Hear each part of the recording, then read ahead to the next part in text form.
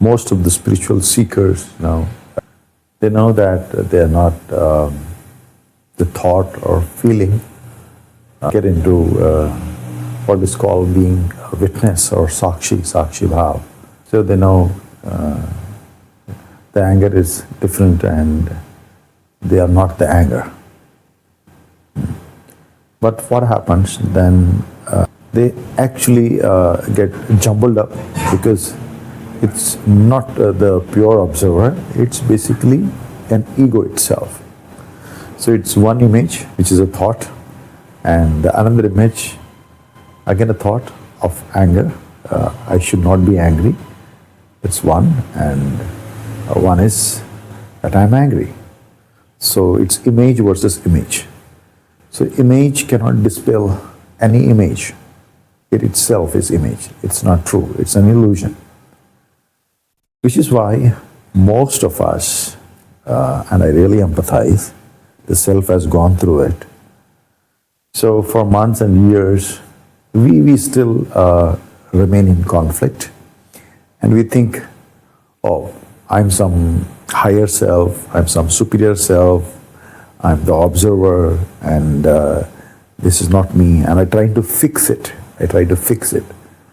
But all those emotions, all those thoughts are natural, and they are the byproducts of the encounters we have with each other, people, the things we see. It's very, very natural.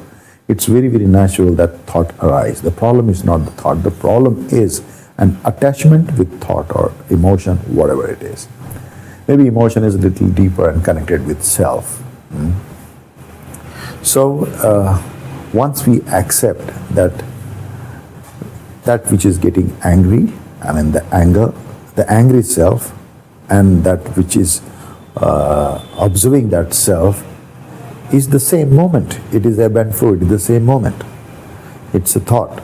So when we take the responsibility that it's me, then the responsibility index increases, the onus increases, the ownership increases, and you can't run around and you can't blame and you can't say that it is not me. No. First start seeing this very honestly, that it is me. That is number one. Then number two, watch it.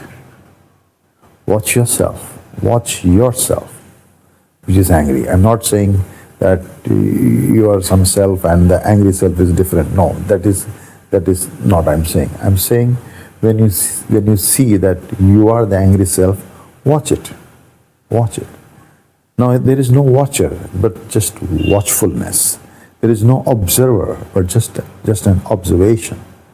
This could be a quality of the existential truth or energy, whatever we call it, or the consciousness, whatever you call it, So then the beauty is, it starts crumbling down. It starts eroding. It starts vaporizing. I mean, it's no more. It doesn't have any control on you. That is. And continue it, because Sufi saying is to begin and continue. There is no ultimatum or some finality that you have arrived. It is an ongoing process. But in this ongoing process, definitely you will evolve. Months, years back, when you used to be more in conflict, then the conflict starts dissolving. There is more clarity, and with clarity crops the compassion, the selfless love, bliss, peace. You actually, you are the joy. You realize that. You don't love, but you realize that you are the very love. So it's the same what Jiddu Krishnamurti talks about.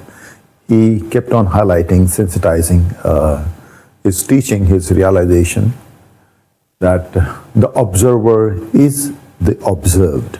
I repeat, the observer is the observed, which instantly means that whatever we are projecting our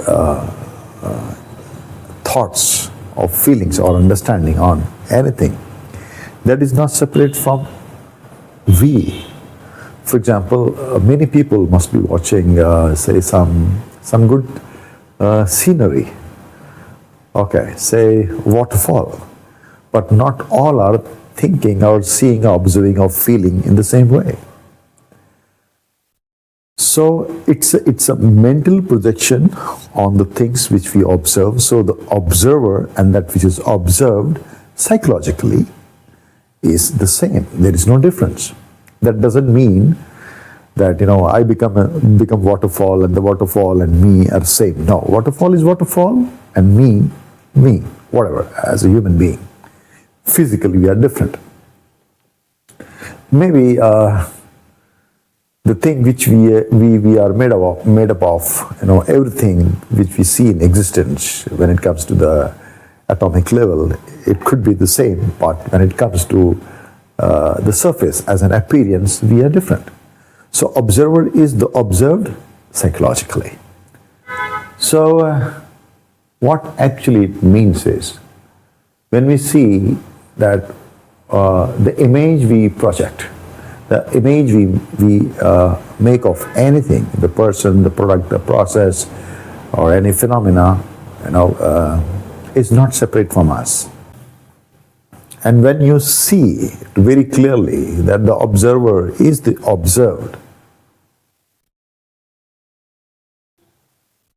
there is something which takes place.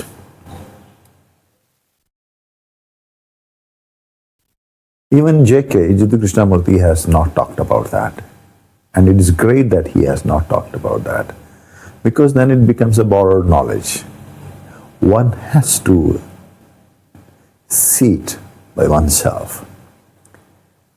So it's very pristine, and which he has rightly said that truth is a pathless land, which everyone should know it, should see it clearly, should understand it. I don't know if these words, know, see, experience, understand, even, you know, like, it may, you know, seem futile. But it should be your own thing then. That's what I mean to say. And then, okay, I will stop here. Thank you very much. Bye.